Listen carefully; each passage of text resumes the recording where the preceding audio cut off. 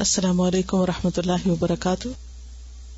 نحمده ونصلی علی رسوله الکریم اما بعد فاعوذ باللہ من الشیطان الرجیم بسم اللہ الرحمن الرحیم رب اشرح لی صدری ویسر لی امری واحلل عقدۃ من لسانی یفقہوا قولی.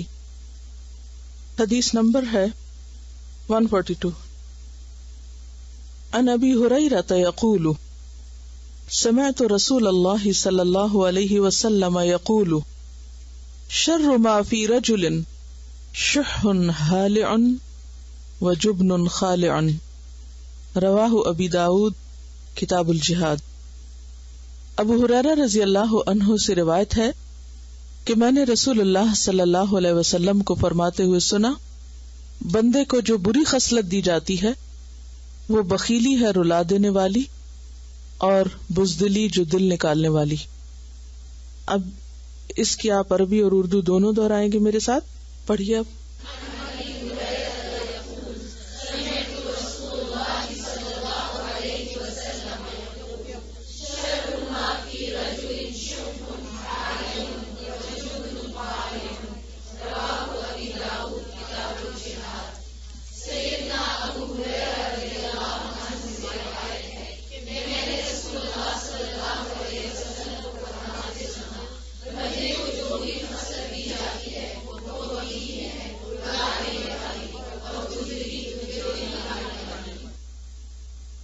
لفظی ترجمہ. عن ابی ہریرہ ابو ہریرہ رضی اللہ عنہ سے روایت ہے، یقول وہ کہتے ہیں، سمعت میں نے سنا رسول اللہ صلی اللہ علیہ وسلم سے، یقول آپ فرماتے تھے، شر برائی، ما جو، فی رجل کسی شخص میں ہو، یعنی کسی شخص کے برا ہونے کی علامت کیا ہے یا اس میں کون سی بدترین خصلت ہو سکتی ہے.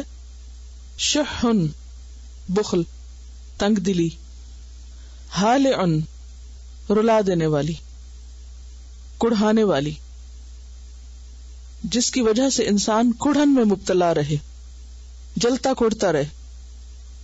وجبن اور بزدلی، خالع گھبرا دینے والی، دل نکال دینے والی. اسے ابو داؤد نے روایت کیا ہے. انسان کے اندر بہت سی ویکنیسز ہوتی ہیں، بہت سی خامیاں ہوتی ہیں. ان میں سے کچھ ایسی خامیوں کا ذکر کیا جا رہا ہے جو انسان کے لیے انتہائی نقصان دہ ہیں. ان میں سے ایک کیا ہے؟ شح ہالع.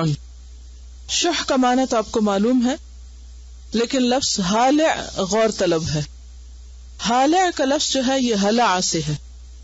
ہلا باب سمع سے ہو تو مانا ہوتا ہے بھوکا ہونا. جب انسان بھوکا ہوتا ہے تو اس کی کیفیت کیا ہوتی ہے؟ بھوک میں آپ کی فیلنگ کیا ہوتی؟ خوشگوار، تکلیف دہ. اس وقت کسی کو بھوک لگی ہوئی، اسی لیے کہتے ہیں نا کہ بھرے پیٹ سے علم نہیں حاصل ہوتا. جی، باب سمع سے ہلیا ہو تو مانا ہوتا ہے بھوکا ہونا، اور ہلع لالچی ہونا. اور ہلوعا کا لفظ آپ نے پڑھ رکھا ہے، ان الانسان خلق ہلوعا اذا مسہ الشر جزوعا واذا مسہ الخیر منوعا الا المصلین. تو ہلوعا کا کیا مطلب پڑا تھا؟ تھوڑ دلا، لالچی اور بخیل کے معنوں میں بھی آتا ہے. ڈرپوک، مصائب پہ صبر نہ کرنے والا. اور ہالع کہتے ہیں تیز رفتار شتر مرغ کو. اور اس سے پھر شح ہالع ہے بخل کی ایسی شدت، شدید بخل جس کی وجہ سے انسان غم میں مبتلا رہے. تنگ دلی ویسے ہی ایک مصیبت ہے، کیونکہ جب انسان کا دل چھوٹا ہوتا ہے، تنگ ہوتا ہے، وہ حریص ہوتا ہے، تو اس کے اندر خود بخود بے چینی اور بے سکونی پیدا ہو جاتی ہے. لیکن اگر وہ شح ہالع بھی ہو جائے تو پھر وہ انتہائی کیفیت کا نام ہے کہ جس کی وجہ سے انسان ایک ایسے کرب اور درد اور پریشانی میں مبتلا رہتا ہے کہ جسے کسی پل چین نہیں. جیسے بھوکا شخص ہوتا ہے نا، اور بھوک کی اگر شدت ہو تو اس وقت انسان نہ سو سکتا ہے صحیح طور پہ، نہ ہی کسی کام میں دل لگتا ہے، کچھ بھی کرنے کو اس کا دل نہیں چاہتا، کیونکہ وہ اس کو چین سے بیٹھنے نہیں دیتی بھوک. تو بالکل اسی طرح جسے مال کی بھوک لگ جائے، اور بھوک بھی ایسی کہ وہ ساری خیر اپنے لیے سمیٹنا چاہتا ہو انسان، تو پھر اس کی کیفیت کیا ہوگی؟ جب آپ خیر میں کسی دوسرے کو شریک نہ کرنا چاہیں، بھلائی کسی اور کے لیے نہ چاہیں، صرف اپنے لیے چاہیں، اور اس کو سمیٹ اور بھیج کے رکھیں، تو اس سے کیا کیفیت پیدا ہوتی ہے؟ بے چینی کی، بے سکونی کی، ہاں وہ کوئی بھی چیز ہو. تو یہ دراصل ایک انتہائی لالچی انسان کی تصویر کھینچی جا رہی ہے، اور ایسی کیفیت انسان کے لیے ایک بدترین کیفیت ہے جو اسے اس کے اپنے اندر کے اعتبار سے بھی بے سکون کرتی ہے، رلا دیتی ہے. ایسا انسان کبھی بھی خوش نہیں ہو سکتا، اور اسی طرح دوسروں کو بھی اس سے متنفر کر دیتی ہے، دوسروں کو بھی بھگا دیتی. ظاہر ہے کہ جو شخص ہمیشہ لینے کا ہی حریص رہے اور ہر خیر اپنی طرف ہی کھینچتا چلا جائے اور اسے دوسروں کی بھلائی کا کوئی خیال نہ ہو، تو ایسے شخص سے کون خوش رہ سکتا ہے؟ اسی لیے آپ نے دیکھا ہوگا کہ ایسے لوگ ہمیشہ گلے شکوے کرتے نظر آئیں گے آپ کو. انہیں ہر ایک سے شکایت ہوتی. کیوں؟ کیونکہ لوگ اس کی ایکسپیکٹیشن پہ پورا نہیں اترتے. اور اس کی ایکسپیکٹیشن کیا ہے لوگوں سے؟ کہ ہر کوئی بس اسی کو چاہے اور اسی کی خیر اور اسی کی بھلائی اور اسی کے فائدے کے سب کام کرے، اور اگر کوئی نہ کرے تو پھر وہ اس سے خوش نہیں. تو اسی لیے آپ صلی اللہ علیہ وسلم نے کیا فرمایا کہ شر ما فی رجل شح ہالع وجبن خالع. جبن کہتے ہیں بزدلی کو. بزدلی کیا ہوتی؟ اندر سے کمزور، ڈرا ہوا. اور یہاں پر لفظ خالع، خلع کا لفظی معنی ہوتا ہے اتارنا. فخلع نعلیک، کیا معنی ہے؟ جوتے اتار دو. آگ کرنے کے لیے بھی لفظ آتا ہے. اور خلع کا مطلب ہوتا ہے خواہشات نفسانی کا تابع ہونا، صرف اپنی من مرضی پوری کرنا، اپنی خواہشات پوری کرنا. ایسا شخص بھی اپنے اوپر سے حیا، اخلاق، ہر چیز کا لبادہ اتار پھینکتا ہے. اسی سے لفظ خلع نکلا ہے، جو عورت خلع لیتی. تو خلع بھی کیا ہے؟ دراصل شوہر سے آزادی لینا. تو خالع کا مطلب کیا ہوا؟ ایسی بزدلی جو انسان کا دل نکالنے والی ہو، انسان کو اندر سے کھوکھلا کر دے، خالی کر دے، کہیں کا نہ چھوڑے. آپ نے دیکھا ہوگا جو لوگ بزدل ہوتے ہیں، تھوڑے دلے ہوتے ہیں، ان کے ریاکشنز کیا ہوتے ہیں؟ وہ چھوٹی سی کو پریشانی کی خبر سن لیں، اپنی زندگی بھی حرام کر دے تو دوسروں کی بھی. یعنی بے صبری کے عالم میں کیا کیا ہوتا ہے؟ کوئی چیز، چھوٹی سی خبر، کیونکہ یہ زندگی تا امتحان ہے، اس میں تو ہر وقت کوئی نہ کوئی امتحان، کوئی نہ کوئی آزمائش، کوئی نہ کوئی بیڈ نیوز ملتی رہتی ہے. انسان کو ہوتا ہے نا، ہر دن چڑھتا ہے، اس میں اچھی چیزیں بھی ہوتی ہیں اور اس میں ناپسندیدہ چیزیں بھی ہوتی ہیں.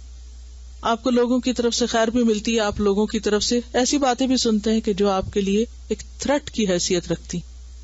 لائف میں تھریٹس ہیں نا، یا نہیں ہے؟ کسی کی بھی لائف، ہماری کیا، جانوروں کی تھریٹ سے خالی نہیں ہے. کبھی مال کی طرف سے، کبھی اولاد کی طرف سے، کبھی عزت کی طرف سے، کبھی کسی چیز کی طرف سے. عموماً انسان کو تھریٹس فیس کرنے پڑتے.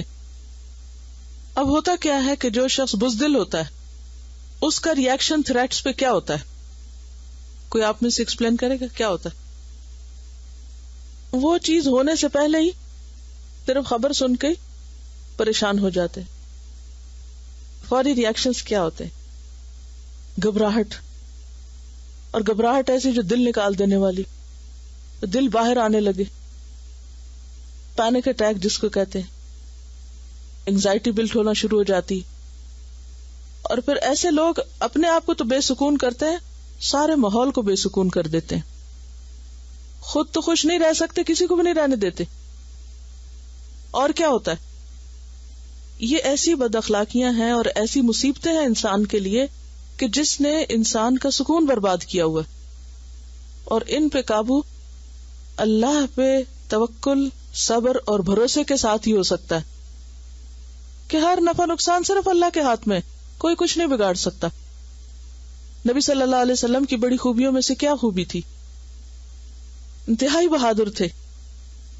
آپ کے بارے میں آتا نا کہ آپ سے زیادہ سخی، آپ سے زیادہ حسین اور آپ سے زیادہ بہادر کسی کو نہیں دیکھا گیا تھا. حضرت انس کہتے ہیں کہ میں نے آپ سے زیادہ خوبصورت کسی کو نہیں دیکھا، آپ سے زیادہ سخاوت کرنے والے یعنی فراخ دل کسی کو نہیں دیکھا، اور آپ سے زیادہ بہادر کسی کو نہیں دیکھا. بہادری ایک ایسی صفت ہے، دلیر ہونا ایک ایسی صفت ہے جو نہ صرف یہ کہ انسان کو خود مطمئن رکھتا ہے، پرسکون رکھتا ہے، بلکہ پورے ماحول کو بھی پرسکون کرتا ہے. بزدلی اور گھبراہٹ اور ہر وقت چھوٹی چھوٹی بات پہ پینکی ہو جانا، حد سے زیادہ پریشان ہو جانا، وہ باتیں سوچ لینا جن کا کوئی وجود ہی نہیں، تو یہ انسان کے لیے مصیبت ہے. منافقین کے بارے میں قرآن مجید میں آتا ہے ہر چیز کو اپنے خلاف سمجھتے ہیں، یعنی کہیں کوئی مصیبت آئے تو وہ کیا سمجھتے ہیں، اب ہماری شامت آئی. بہادر انسان کا ری ایکشن بالکل اور طرح ہوتا ہے. جب اسے کوئی ایسی چیز پیش آتی ہے تو وہ پرسکون ہو کر اس مسئلے کا حل سوچتا ہے، وہ سولوشن کی تلاش میں ہوتا ہے. کیونکہ اگر آپ چیخ پکار شروع بھی کر دیں، ہڑبونگ مچا دیں، تو اس سے سولوشن تو نہیں ہاتھ آئے گا. آپ کی انرجی اور زیادہ کم ہو جائے گا، آپ اور ویک ہو جائیں گے، کیونکہ آپ کی ساری انرجی تو پریشانی میں لگ گئی. اب آپ کے پاس طاقت کہاں بچی کہ آپ کوئی فیصلہ صحیح طور پہ کر سکیں. اللہ پہ بھروسہ اور توکل اور صبر یہ ایمان کا ثمرہ ہوتا ہے، یہ ایمان کے نتیجے میں حاصل ہوتا ہے. ساری دنیا میں مل کر اگر کسی کو نقصان دینا چاہے تو کوئی کچھ کر ہی نہیں سکتا جب تک اللہ نہ چاہے. اس کا نقصان کیا ہوتا ہے کہ انسان کے اندر استقامت ہی نہیں رہتی. ایک کام شروع کیا، اس سے گھبرا گئے، وہ چھوڑ دیا، کچھ اور شروع کر دیا، پھر اس سے گھبرا گئے، کچھ بھی پورا نہیں کیا. بچے جیسے امتحان سے پہلے گھبرا جاتے ہیں تو پھر کیا ہوتا ہے، جو پڑھ سکتے ہیں وہ بھی نہیں پڑھتے اور پھر کچھ بھی کرنے کے قابل نہیں رہتے. حالانکہ کر سکتے ہیں، ایسا نہیں کہ ان کا دماغ نہیں، کر سکتے ہیں، لیکن کیوں نہیں کر پاتے؟ صرف اس گھبراہٹ کی وجہ سے. یہ اپنا ایکسپیرینس بتا رہی ہے کہ بورڈ کے ایگزام میں جیسے کویسچن پیپر سامنے آتا تھا اور اگر پہلا کویسچن نہیں سمجھ آتا یا جواب نہیں آتا تھا تو گھبراہٹ کے مارے باقی بھی صحیح نہیں ہوتے تھے، وہ سارے اور بھی بھول جاتے. اور واقعی ایسا ہوتا ہے. بعض اوقات جو سامنے نظر آنے والی سچویشن ہوتی ہے وہ تھوڑی سی پریشان کن ہوتی، لیکن انسان جب آگے پہنچتا ہے تو وہ ویسا نہیں ہوتا، دور سے ڈر رہا ہوتا ہے. اس وقت کیا کرنا چاہیے؟ کنٹرول کر کے اپنے آپ پر سوچے اچھا اگلا کیا، چلو چھوڑو اس کو، نہیں تو ناسی، آگے چلو. اگلا دیکھا، ہاں کچھ ٹھیک ہے، چلو اگلا دیکھو، اگلا دیکھو، اور آپ دیکھیں گے کہ وہاں بھی پہنچ جائیں گے جہاں آپ کو بہت اچھی طرح آتا ہوگا. اس وقت آپ خوش ہو جائیں اور اس سے شروع کریں جو آسان ہے. یہ کہہ رہی ہے کہ اس سے بعض اوقات ایسی پریشانیاں ایک پرماننٹ صورت اختیار کر کے بیماری کی شکل اختیار کر لیتی ہیں، انگزائٹی، بلڈ پریشر اور اسی طرح کی کچھ اور بیماریاں، کہ جس کی وجہ سے انسان نہ پھر اپنے قابل رہتا اور نہ کسی اور کی کوئی خدمت کر سکتا ہے. اس سے وقت بھی بہت ضائع ہوتا ہے کیونکہ آپ پری آکوپائڈ رہتے ہیں، ورڈ، اور آپ اس وقت کو اس سے بہتر چیز میں استعمال کر سکتے، لیکن وہی چیز وہم کر کر کے دہرا کے اور ایک بڑا حصہ وقت کا ضائع کر بیٹھتے ہیں. والدین کا بہت ہاتھ ہوتا ہے بزدل یا بہادر بنانے میں. بہت سی ماں کو میں نے دیکھا بچوں کو بچپن میں اپنی آسانی اور اپنے آرام کے لیے کبھی بلی سے ڈرایا، کبھی کتے سے ڈرایا، کبھی اندھیرے سے، کبھی جن سے، خود ہی ڈرانا شروع کر دیتی. جب آپ ان کو ڈرانے سے ہی زندگی کا آغاز کر رہے ہیں تو بڑے ہو کے بہادری کہاں سے آئے گی؟ اور آپ دیکھیں گے جب تک آپ بچوں کو اندھیرے سے نہیں ڈرائیں گے وہ خود نہیں ڈریں گے. یا پھر کیا ہوتا ہے، ذرا بڑے ہوتے ہیں اور بچوں کے ساتھ ملتے ہیں وہ ڈرا دیتے ہیں، ورنہ انیشلی بچوں کے اندر وہ ڈر نہیں ہوتا. یا پھر بچے آپ کو دیکھتے ہیں، آپ کس چیز پہ پریشان ہوئے، کس سے ڈرے، کس چیز سے آپ کس طرح ریئیکٹ کر رہے تھے، تو وہ انکانشیسلی انسان کے اوپر لیئر چڑھتی رہتی. ہوتا پتہ کیا، انسان اپنے ماحول سے اتنا متاثر ہوتا ہے کہ جو کچھ وہ دیکھتا ہے اس سے ایک سینس لیتا ہے اور ایک سبق سیکھتا ہے، خاموش نالج اس کے اندر جا رہا ہوتا ہے. اب وہ ایک لیئر چڑھ گئی. اچھا اگلے دن کچھ اور دیکھا، وہ ایک اور لیئر، اگلے دن کچھ اور دیکھا. وہ روز جو کچھ دیکھتا نا ماں باپ کو کرتے ہوئے، آس پاس کرتے ہوئے، اس کی لیئر چڑھتی رہتی. پھر ایک وقت آتا ہے کہ وہ لیئر چڑھ کے اس کے اوپر ایک خول بن جاتا ہے. اور جب تک پھر کسی ایسے کے ہاتھ نہ چڑھے بندہ کہ جو خوب ہیمرنگ کر کے اس خول کو توڑے اور کسی کو اپنا آپ نہ پکڑائے تو انسان کی اصلاح نہیں ہوتی. اور شخصیت جو ہے، جو اللہ نے نعمتیں انسان کو دی ہوتی ہیں، جو ٹیلنٹ دیا ہوتا ہے، جو صلاحیتیں دی ہوتی ہیں، ساری اس خول کے اندر بند اور دب کے رہ جاتی، وہ نکھر کے ہی نہیں سامنے آتی. نہ انسان اپنی عقل استعمال کر سکتا ہے، نہ کوئی ڈیسیژن لے سکتا ہے، نہ کچھ صحیح طور پر پازیٹیولی سوچ سکتا ہے، اور نہ کچھ کر سکتا ہے. اور خصوصاً جو مشکل ہوتی ہے پھر وہ انسانی معاملات کے اندر ہوتی ہے، انسانی تعلقات کے اندر. ہمارا جو موجودہ نظام تعلیم ہے، دنیا بھر میں جو کچھ ہو رہا ہے، وہ انسان نہیں پروفیشنلز پیدا کر رہا ہے، انسان نہیں پروفیشنلز پیدا کر رہا ہے. اب اس سے کیا ہوتا ہے، جب آپ کسی شخص سے بات کرتے ہیں، اگر اس کے فیلڈ کے بارے میں بات کریں، وہ اتنا بولے گا، اتنی باتیں کرے گا، کہاں تک پہنچ جائے گا. لیکن اگر آپ اس کے سامنے زندگی کے مسائل میں سے کوئی چھوٹا سا مسئلہ رکھ دیں تو وہ اس کے لیے ایک بہت بڑا مصیبت بن جائے گا. وہ اس چھوٹے سے مسئلے کو حل نہیں کر سکے گا. کیوں؟ کیونکہ ہمارے مائنڈ کو اس طرح بند کر کے خاص مخصوص چیز کے اوپر اس طرح چلا دیا گیا، کیونکہ ہر کلچر کو اپنے لیے افراد چاہیے ہوتے ہیں نا. اب کنزیومر کلچر جو ہے، یا سیکولر کلچر، یا مٹیریل کلچر، یا جو بھی آپ اس کو نام دیں، اس کلچر کو اپنے لیے لوگ چاہیے، اسی کو سامنے رکھ کر ہر چیز تیار کی گئی. وہ ایک خاص ذہنی سوچ یا سانچہ بن جاتا ہے. پھر بچے اسی طرح سوچتے دیکھتے وہی کرتے ہیں. ساری کھیل کود تفریح، ہر رشتہ داروں سے ملنا، میل ملاقات، سب کچھ چھوڑ کر وہ کس میں بند ہو کے رہ جاتے ہیں کہ کون سی چیز ہمارے پروفیشن میں ہیلپ کرے گی. بہترین پروفیشنل روبوٹ نکلتے ہیں لیکن انسان نہیں نکلتے. اسی وجہ کہ انسانی زندگی میں ناکام ہوتے ہیں لوگ. نبی صلی اللہ علیہ وسلم کا طریقہ تربیت کیا تھا؟ وہاں انسانوں کو ان کی انڈیویجول پرسنالٹی پہ رہنے دیا گیا کہ یہ پڑھو، سیکھو، اپنی عقل خود استعمال کرو، سوچو، اور مقصد اور نقطہ نظر آخرت کو رکھو. تو اس لیے یہاں پر کیا بتایا گیا کہ شر ما فی رجل شح ہالع وجبن خالع.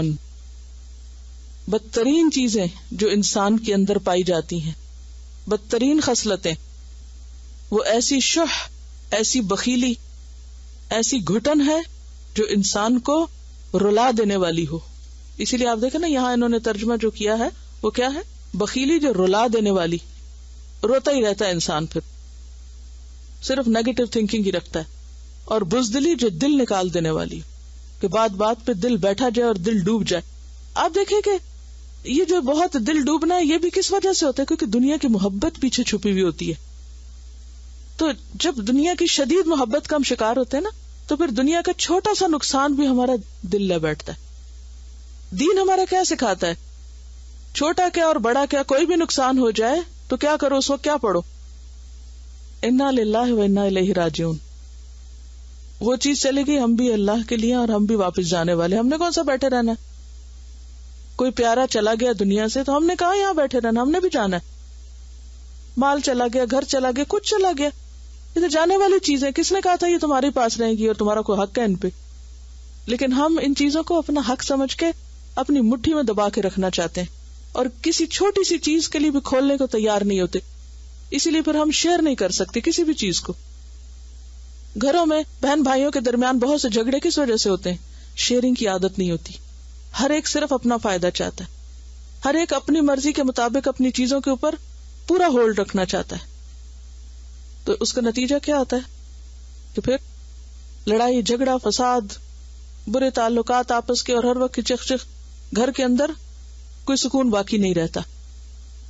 تو شح جب ختم ہوتی ہے اور انسان اپنے چیزوں کو دوسروں کے ساتھ کھلے دل سے شیئر کرتا ہے، یہ سوچتے ہوئے کہ اللہ جزا دینے والا ہے، اور اس کے ساتھ ساتھ یہ کہ صرف سخاوت نہیں، ایثار. دیکھیں ایثار جو ہے نا وہ اعلیٰ درجہ ہے، سخاوت پہلا درجہ ہے. یہاں پر آپ دیکھیں کہ ایک لفظ ہے بخل اور ایک ہے ہرس. بخل کے مقابلے میں سخاوت ہوتی ہے، اور ہرس اور وہ جو شح ہے اس کے مقابلے میں ایثار ہوتا ہے. تو ایک ہے عام حالات میں کچھ دینا، اور ایک ہے اپنی ضرورت کاٹ کے دینا. تو یہ اعلیٰ درجے کے اخلاق جو ہے کہ اپنی ضرورت پیچھے کر کے دوسرے کی ضرورت پوری کر دینا، یہ خود غرضی کے ساتھ کبھی بھی ممکن نہیں ہوتا. خواہ وہ کسی کی مادی ضرورت ہو یا وہ کسی کی کوئی اور ضرورت ہو. نبی صلی اللہ علیہ وسلم کی سخاوت کی مثالیں ایک نہیں بے شمار ہیں، اور انشاءاللہ اگر یہ کتاب آپ پڑھیں گے وَمِمَّا رَزَقْنَاهُمْ يُنْفِقُونَ، شح کا علاج سخاوت میں ہے، انفاق میں ہے، دینے میں ہے. تو کیا دیا جائے، کتنا دیا جائے، نبی صلی اللہ علیہ وسلم کی سنت کیا ہے، تو اس میں انشاءاللہ اس میں کافی حد تک ڈیٹیلز ملیں گی آپ کو. اور نبی صلی اللہ علیہ وسلم کتنا دینے والے تھے. صفوان بن امیہ کا تو معلوم ہے نا آپ کو کون تھا، امیہ بن خلف، نبی صلی اللہ علیہ وسلم کے شدید دشمنوں میں سے تھے، بدترین دشمنوں میں سے امیہ بن خلف. مکہ فتح ہوا اور اس کے بعد جنگ حنین ہوئی، اور پھر نبی صلی اللہ علیہ وسلم کے پاس بے شمار غنائم آئے. تو صفوان جو تھا وہ آپ کے پاس آیا، اور اس حال میں آیا کہ آپ کے پاس اس وقت دو پہاڑوں کے بیچ میں جو وادی تھی وہ بکریوں سے بھری ہوئی تھی. صفوان نے جب دیکھا تو اس کی آنکھیں کھل گئی کہ محمد صلی اللہ علیہ وسلم کے پاس اتنا مال، ایک بکری بھی کتنی قیمتی ہوتی. آپ بہت نفسیات جانتے تھے. ہمارے نفسیات کہنا بھی بہت چھوٹا لفظ ہے، بہت چھوٹا لفظ ہے اس کے مقابلے. آپ نے اس کا چہرہ دیکھا کہ اس وقت اس کا دل کیا چاہ رہا ہے. تو آپ نے فرمایا صفوان یہ لینا چاہتے ہو، جاؤ یہ تمہاری. وہ شخص اس کا حال کیا ہوگا، وہ تو آپے سے باہر ہو گیا اور لوگوں سے کہنے لگا لوگوں مسلمان ہو جاؤ. محمد صلی اللہ علیہ وسلم اتنا دیتے ہیں کہ انہیں فاقے کا ڈر نہیں ہوتا. وہ جو آپ کے دشمن کا بیٹا ہے، کسی دوست کا بیٹا نہیں ہے، ہم تو شاید دوست کے بیٹے کو بھی یہ سب نہ دیں، دشمن کا بیٹا ہے، اس کو آپ اتنا دے رہے ہیں اور وہ آپ کا لاؤڈ اسپیکر بن جاتا ہے. لوگوں مسلمان ہو جاؤ، مسلمان ہو جاؤ. محمد صلی اللہ علیہ وسلم اتنا دیتے ہیں کہ اس بات سے ڈرتے ہی نہیں. ڈر تو ہے نہیں نا، جبن تو کوئی ہے ہی نہیں کہ انہیں اپنے بھوکا رہنے کا کوئی ڈر نہیں ہے کہ میں نے دے دیا تو میرا کیا بنے گا. پھر ان لوگوں کے ہاتھوں آگے اسلام پھیلا تھا.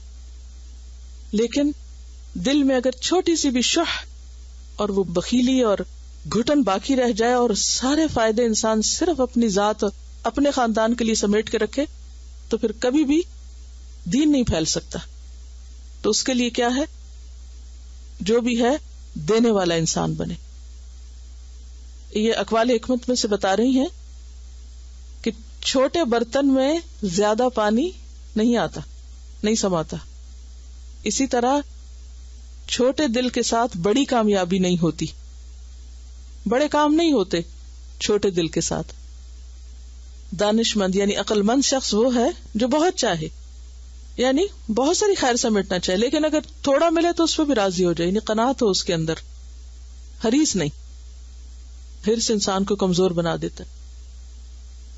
یہاں حدیث ہے ریاض الصالحین میں حدیث نمبر 560، حضرت ابو ہریرہ رضی اللہ عنہ سے روایت ہے کہ انہوں نے رسول اللہ صلی اللہ علیہ وسلم کو فرماتے ہوئے سنا کہ بخیل اور خرچ کرنے والے کی مثال ایسی ہے جیسے دو آدمی ہیں، ان کے بدن پر سینے سے ہنسلی تک لوہے کی زریں ہیں، سینے سے ہنسلی تک. بس خرچ کرنے والا خرچ کرتا ہے تو یہ زرہ اس کے بدن پر فٹ بیٹھ جاتی ہے، یعنی وہ کھلنے لگتے ہیں ہلکے اور سپریڈ ہونے لگتی ہے اور نیچے لٹکنے لگتی، ہوتے ہوتے ہوتے پاؤں تک چلی جاتی ہے، یہاں تک کہ اس کے پاؤں کی انگلیوں کے پوروں کو چھپا لیتی. یعنی وہ لباس اتنا پھیل کے نیچے چلا جاتا ہے، پورا انسان ڈھک جاتا ہے اس میں، اور اس کے نشان قدم کو ظاہر نہیں ہونے دیتی. اور بخیل چونکہ کچھ بھی خرچ نہیں کرنا چاہتا، اس لیے زرہ کا ہر حلقہ اپنی جگہ پہ چمٹ جاتا ہے، بس وہ اسے ڈھیلا کرتا ہے لیکن وہ ڈھیلا نہیں ہوتا، لہٰذا اس سے کیا ہوتا ہے اور زیادہ دل تنگ ہو جاتا ہے. بخل کا نتیجہ یہ ہے. چلیے اگلی حدیث پڑھ لیتے. عن جابر بن عبد اللہ ان رسول اللہ صلی اللہ علیہ وسلم قال اتقوا الشح فإن الشح أهلك من كان قبلكم حملهم على أن سفكوا دماءهم واستحلوا محارمهم رواہ مسلم کتاب البر والصلة. سیدنا جابر بن عبداللہ رضی اللہ عنہ سے روایت ہے کہ رسول اللہ صلی اللہ علیہ وسلم نے فرمایا بخل سے بچو، اس لیے کہ بخل نے ہی ان لوگوں کو ہلاک کیا جو تم سے پہلے تھے. اس بخل نے انہیں اپنوں کا خون بہانے پر اور حرام چیزوں کو حلال سمجھنے پر آمادہ کیا. اب پڑھی.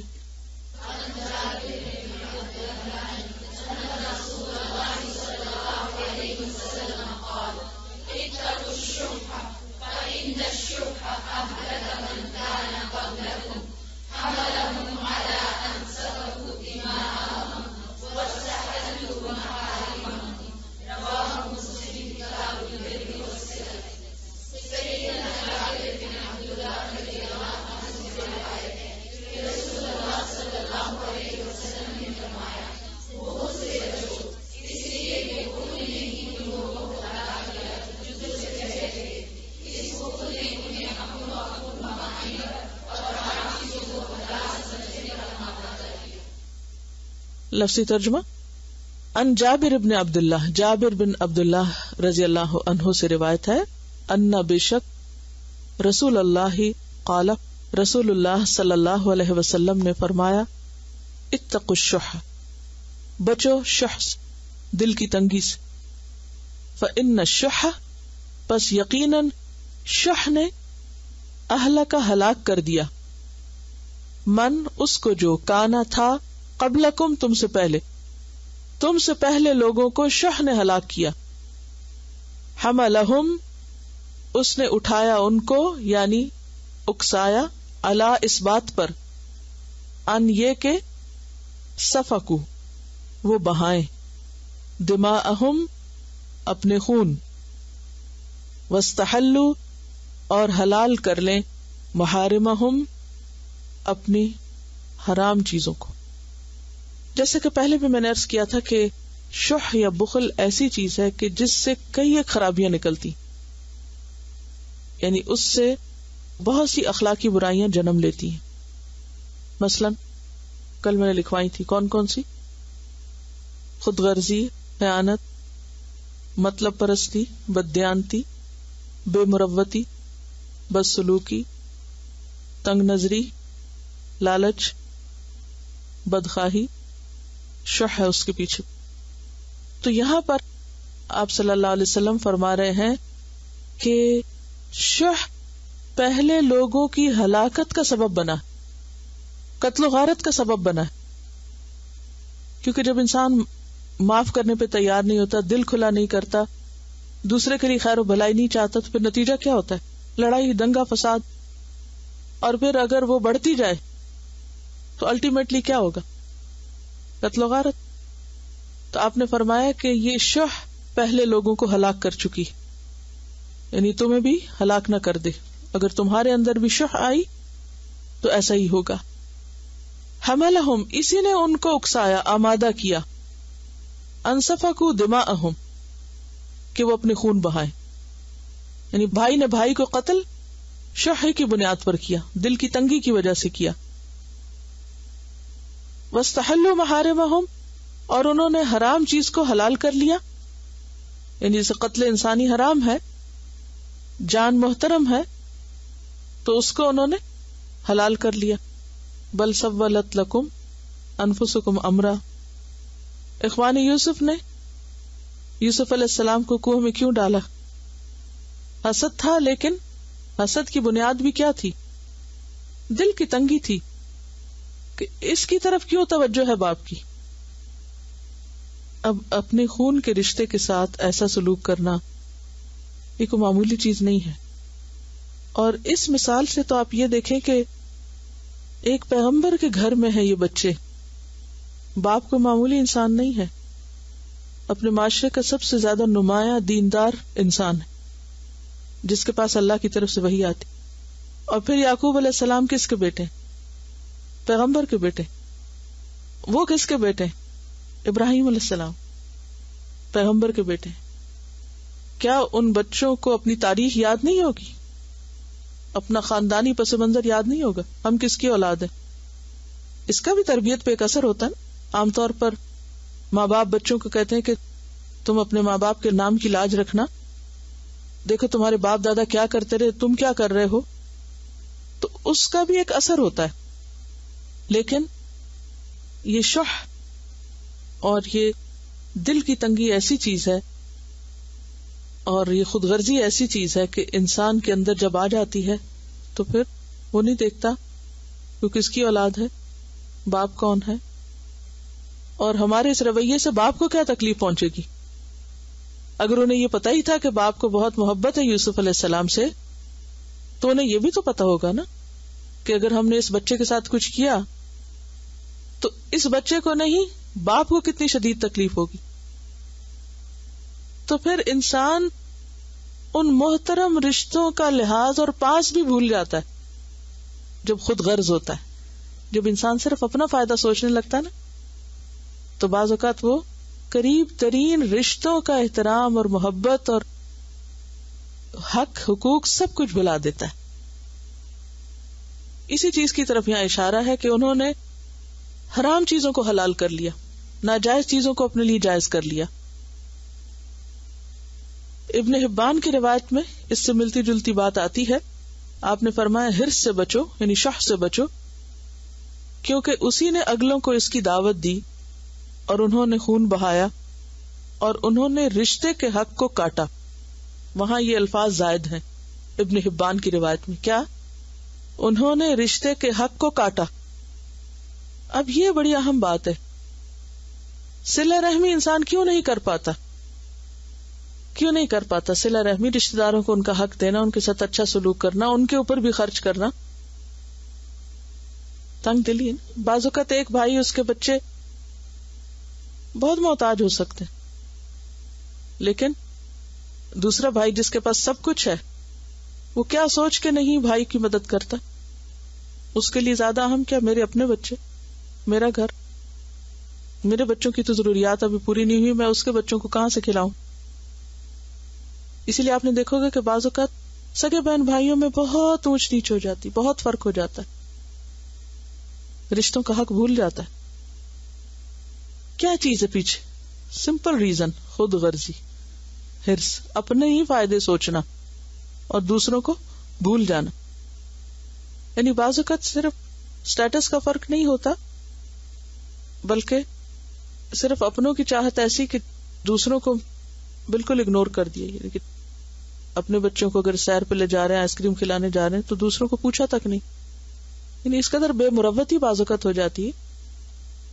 اور اس حدیث کے آخر میں بھی آتا ہے اور حرام کو حلال سمجھا, کیونکہ جب خود غرضی بڑھتی ہے تو انسان بھول جاتا ہے نا کہ حلال طریقے سے حاصل ہو رہا ہے یا حرام طریقے سے حاصل ہو رہا ہے. اس کو تو بس اس سے غرض ہوتی ہے کہ جو بھی ملے مل جائے. ایک اور حدیث میں ہے, ابو داؤد کی روایت ہے, آپ صلی اللہ علیہ وسلم نے فرمایا ہرس سے بچو, کیونکہ تم سے پہلی قومیں اسی ہرس سے تباہ ہوئیں. اسی نے ان کو فسق و فجور کے لیے کہا اور انہوں نے فسق و فجور کیا. یہاں ایک تیسری چیز کا پتہ چلتا ہے, یعنی شح سے کیا خرابی نکلی؟ فسق و فجور. خود غرضی اور ہرس اور بخل کی وجہ سے انسان ہر حرام, جائز ناجائز, غلط سلط کام کرنے کو تیار ہو گیا. تو اس کو فجور کیا؟ حرام حلال کی پرواہ کیے بغیر ہر فائدہ اپنے لیے سمیٹنا ہے. آپ کا حق ہے یا نہیں ہے, جائز ہے ناجائز ہے, سب نکال لو. اسی لیے بعض اوقات لوگ غلط قسم کے بینیفٹس کلیم کرتے رہتے ہیں. ان کو پتا ہوتا ہے دے ڈونٹ ڈیزرو, یہ ان کا حق نہیں بنتا, لیکن وہ لالچ ایسا ہوتا ہے کہ اس کی بنا پر جائز ناجائز کا سب فرق بھول جاتا ہے, سب کا نقصان ہو جاتا ہے. نبی صلی اللہ علیہ وسلم نے فرمایا, 2 بھیڑیے جو بکریوں کے جھنڈ میں چھوڑ دیے جائیں وہ ان کو اتنا برباد نہیں کرتے. 2 بھیڑیا بکریوں کو کھا جاتا نا, 2 بھوکے بھیڑیے بکریوں کے ریوڑ میں چھوڑ دیے جائیں اتنا برباد نہ کریں گے جتنی مال اور جاہ کی ہرس انسان کے دین اور ایمان کو برباد کر دیتی ہے. کس کی؟ مال اور جاہ. مال تو مال ہے, اور جاہ کیا؟ اسٹیٹس, عہدہ. اس کی ہرس انسان کے دین اور ایمان کو برباد کر دیتی, اس سے بھی زیادہ جتنے بھوکے بھیڑیے بکریوں کے ریوڑ میں بکریوں کو ہلاک کر کے خرابی کریں. ان کا کہنا یہ ہے کہ بعض اوقات انسان اپنوں کو, یعنی رشتے داروں کو چھوڑ کے, قریب والوں کو چھوڑ کے دور والوں کے ساتھ پھر احسان کر دیتا ہے, اچھا کر دیتا ہے, اور اپنوں کو بھول جاتا ہے. اس کی بھی کیا وجہ ہے, کیا نفسیات ہے اس کے پیچھے؟ ایک تو یہ کہ یہ برابر نہ آ جائے, دوسرے یہ کہ اپنے لے کے بھی تعریف نہیں کرتے نا, ریٹرن نہیں ہوتا. لیکن اگر آپ کسی غیر کے ساتھ کرتے ہیں تو وہ اس کو احسان مانتا ہے اور آپ کی ناموری کرے گا, آپ کو شہرت ملے گی, آپ کو شکریہ ادا کرے گا اور وہ آپ کو شاید ریٹرن بھی کرے. تو پھر انڈائریکٹلی تو وہی خود غرضی ہے نا, فائدہ تو اپنا ہی ہے نا. اور جب اللہ کے لیے ہو تو انسان پھر یہ دیکھتا کہ اللہ نے کیا ترتیب بنائی ہے, پہلے کس کا حق ہے, پھر کس کا, پھر کس کا. وہ اندر سے باہر کی طرف جاتا ہے. پھر انسان یہ چیز نہیں ڈھونڈتا کہ مجھے واپسی میں کیا ملے گا, وہ یہ دیکھتا ہے کہ ضرورت کہاں زیادہ ہے. حضرت ابوبکر صدیق رضی اللہ تعالیٰ عنہ کے بارے میں آتا ہے کہ جو سب سے آگے تھے صدقہ خیرات کے معاملے میں, لیکن تھوڑی سی جب ٹھیس پہنچی تو انہوں نے انسان ہونے کے ناطے یہ فیصلہ کیا کہ جس نے میرے ساتھ یہ کیا ہے میں بھی اس کو اب آئندہ کچھ نہیں دوں گا. تو اللہ سبحانہ وتعالیٰ نے فرمایا وَلَا يَأْتَلِ أُولُو الْفَضْلِ مِنْكُمْ وَالسَّعَةِ أَنْ يُؤْتُوا أُولِي الْقُرْبَى وَالْمَسَاكِينَ وَالْمُهَاجِرِينَ فِي سَبِيلِ اللَّهِ وَلْيَعْفُوا وَلْيَصْفَحُوا. کس قدر خوبصورت انداز ہے, ان لفظوں کو دیکھ کے بھی پیار آتا ہے جس طرح لکھے ہوئے ہیں نا, وَلْيَعْفُوا وَلْيَصْفَحُوا. کون کہہ رہا ہے؟ اللہ کہہ رہا ہے. کس انداز میں کہہ رہے ہیں؟ ان کو چاہیے کہ یہ معاف کر دیں. یعنی امیجن کریں حضرت ابوبکر کو اللہ تعالیٰ انڈائریکٹلی فرما رہے ہیں وَلْيَعْفُوا وَلْيَصْفَحُوا. نیا صفحہ کھولو, نیا page Alto, let start again. یعنی معاف کرنا ایسا کہ بالکل آؤ نئی ٹرم سے شروع کرتے ہیں, پچھلی سب باتیں بھلاؤ. الا تحبون ان یغفر اللہ لکم واللہ غفور الرحیم. یہ کہہ رہی ہے کہ معاف کرنا آسان ہے, درگزر کرنا مشکل ہے. واقعی مشکل ہے, لیکن یاد رکھیے ہمیشہ کہ جو کام جتنی مشکل سے ہوتا ہے اس پر اتنا ہی بڑا اجر اور اس کی اتنی ہی بڑی خیر اور اس سے اتنی ہی بڑی برکت پھوٹتی. تجربہ کر کے دیکھ لیجیے, جو چیز آپ نفس کے خلاف جا کے کریں گے یہ ہو نہیں سکتا کہ اللہ دنیا میں اس کا آپ کو صلہ نہ دکھائے. ان انسان کو ہمیشہ یہ سوچنا چاہیے کہ ہم دن میں کتنی خرابیاں کرتے ہیں اور اللہ کو تو سب پتہ ہے, اندر باہر پتہ ہے. اس کے باوجود اللہ تعالیٰ مہربان ہے, شفیق ہے, رحیم ہے, وہ ہم پہ رحم کرتا چلا جاتا ہے. تو ہمارے اندر بھی دوسروں کو معاف کرنے اور درگزر کرنے کا جذبہ ہونا چاہیے. دیکھیے اللہ کے راستے میں نہ دینا بخل ہے, ٹھیک ہے, چاہے وہ مال ہو یا پھر کسی کا قصور معاف کر دینا. کیونکہ والکاظمین الغیظ والعافین عن الناس واللہ یحب المحسنین. اور احسان کیا ہوتا ہے؟ کسی کو اس کے حق سے زیادہ دینا. تو کیا دینا یہاں دونوں میں کیا ہے؟ کاظمین الغیظ میں کیا ہے؟ عافین عن الناس میں کیا ہے؟ معافی تو ہے, دوسرے کو اپنے غصے کے یا عتاب کے نشانے سے بچا لینا, اور عافین عن الناس بھلا دینا, معاف کر دینا, درگزر کر دینا. ایسے ہی لوگوں سے اللہ محبت کرتا ہے. بڑا مشکل ہوتا ہے, لیکن اگر آپ کرنا چاہیں تو اللہ آسان بھی کر دیتا ہے, مشکل نہیں رہتا. اور اگر آپ پالنا چاہیں تو پالے رکھیں. مشکات کی روایت میں آتا ہے قال رسول اللہ صلی اللہ علیہ وسلم, رسول اللہ صلی اللہ علیہ وسلم نے فرمایا تعرض اعمال الناس فی کل جمعۃ مرتین. انسان کے اعمال ہر ہفتے 2 بار پیش کیے جاتے ہیں, یوم الاثنین و یوم الخمیس, سوموار اور جمعرات کو. اسی لیے آپ 2 دن کا یہ روزہ رکھا کرتے تھے نفلی. آپ نے ایک اور موقع فرمانا کہ میں چاہتا ہوں کہ میرے اعمال جس وقت پیش کیے جائیں تو میں روزے سے ہوں. فَيُغْفَرُ لِكُلِّ مُؤْمِنٍ, ہر مومن بندے کو معاف کر دیا جاتا ہے, الا عبدن, سوائے اس بندے کے, بینہ و بین اخیہ شحناء, کہ اس کے اور اس کے بھائی کے درمیان کینہ ہے. فَيُقَالُ, کہا جاتا ہے, اترکو ہذین, ان دونوں کو چھوڑ دو, حتی یفیئا, یہاں تک کہ یہ دونوں پلٹ آئیں, صلح کر لیں, اصلاح کر لیں. غل کی وجہ سے انسان معاف نہیں کرتا نا. شحنا جو ہے وہ شح نہیں ہے, لیکن شحنا اور شح کا ایک کنیکشن ہے. عداوت اور کدورت انسان اپنے اندر کیوں رکھتا ہے؟ کہ دل کی تنگی کی وجہ سے, ورنہ تو دل کھولے اور باہر پھینکے سب. اس میں بہت بڑا سبق ہے ہمارے لیے کہ ساری زندگی بھی کرتے رہے اور ایک موقع پہ آ کے اگر ہم ضد بار کے بیٹھ جائیں تو ولیعفو ولیصفحوا کی بات ہے. شح کا علاج جو ہے وہ سخاوت اور ایثار ہے. حضرت ابوبکر جتنا دیتے تھے اس سے دگنا کر دیا بعد میں، کیونکہ صرف ولیعفو نہیں کیا، ولیصفحوا بھی کیا. یہ کہتی ہیں کہ انہوں نے کل سٹنجینس پہ ذرا ڈال کے دیکھا تو بہت فنی چیزیں سامنے آئیں.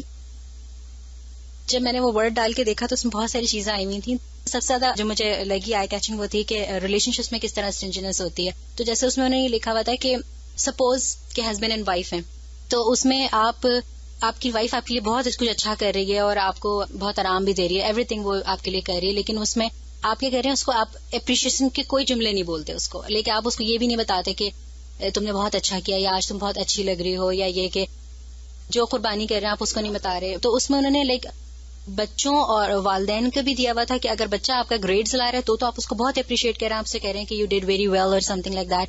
لیکن اگر وہ تھوڑا سا بھی اس کے گریڈ کم آتے ہیں، کچھ ہوتے ہیں، تو آپ اس کو اس طرح سے اپریشیٹ نہیں کرتے، آپ کا دل وہاں فوراً تنگ ہو جاتا ہے. یہ ساری چیزوں نے لکھی. تو مجھے بہت اچھی لگی بات کہ صرف کسی شخص سے بعض اوقات واقعی ہوتا ہے کہ ایک یہ جملہ منہ سے نکالنا کہ آپ بہت اچھے لگ رہے ہیں، یہ بھی نہیں کہتے لوگ. یا یہ کہ مجھے تم سے محبت ہے، سمپل سی بات ہے کہ مطلب ہم اگر بہنوں میں ہی دیکھیں تو ہم نہیں کہتے یہ باتیں، اکثر ہم اپنے آپ میں ہولڈ کر کے رہ جاتے ہیں.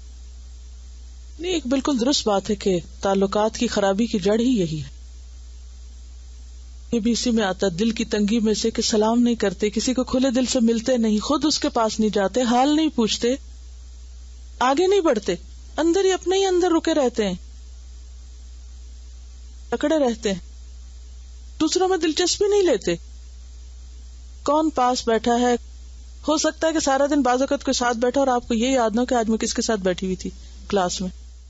اس کے لیے وہ دعا بہت اچھی ہے، اللہم انی اعوذ بک من الہم والحزن والعجز والکسل والجبن والبخل ودلع الدین وغلبۃ الرجال. تو جبن اور بخل لگتا ہے دونوں کا کوئی چولی دامن کا ساتھ ہے، اس لیے یہاں بھی دونوں کو اکٹھے ہی منشن کیا گیا. اصل میں ہوتا پتہ کیا ہے، بخل ہی سے جبن پھوٹتا ہے. جب آپ بخیل ہوتے ہیں اور چھوٹا سا نقصان بھی برداشت نہیں کرتے اور اس کو سہنا نہیں چاہتے تو اس سے پھر بزدلی بھی آ جاتی. بالکل سکھانا پڑتا ہے، کیونکہ کچھ چیزیں بچے دیکھ کے سیکھتے ہیں اور جب کوئی ماڈل سامنے نہ ہو تو پھر ان کو کہہ کے سکھانی پڑتی. اگر انسان اس بات پہ یقین رکھے نا کہ ایک دن تو ہر چیز نے چھننا ہی ہے، جانا ہی ہے، کہاں تک ہولڈ کر کے رکھے، کہاں تک پکڑیں گے اس کو. جو چیز جانی ہے اسے اپنے ہاتھ سے دے کے صدقہ کمائے اپنے لیے. چلیے ٹھیک ہے، دعا مانگ لیتے پھر. اللہم انی اعوذ بک من الہم والحزن والعجز والکسل والجبن والبخل ودلع الدین وغلبۃ الرجال. آمین. سبحانک اللہم وبحمدک نشہد ان لا الہ الا انت نستغفرک ونتوب الیک. السلام علیکم ورحمۃ اللہ وبرکاتہ.